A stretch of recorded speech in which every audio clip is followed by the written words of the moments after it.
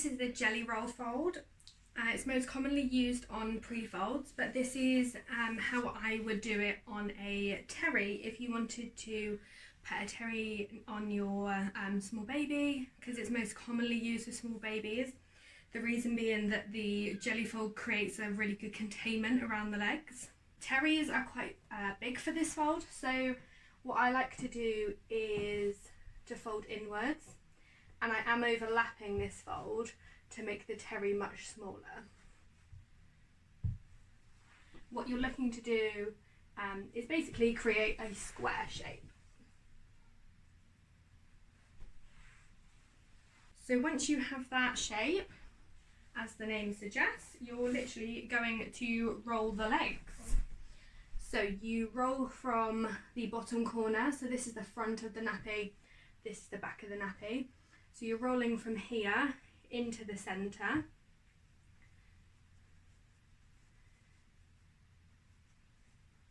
Just like so. So you can see that you get a really good containment around the legs. And then you are just going to pull that upwards between baby's legs. Again, you can see where your containment is. And once you have it into this shape, these sides are going to form your wings, and you just pop it around the waist. You can continue rolling the legs there. That just gives you that containment all the way up the top, and then secure with a nappy nipper or snappy, or you can use a traditional terry pin if you like to. So once you have that onto baby, you're just going to need to pop a waterproof or water resistant wrap over the top. So you're just making sure that your terry is just below the elastic at the back.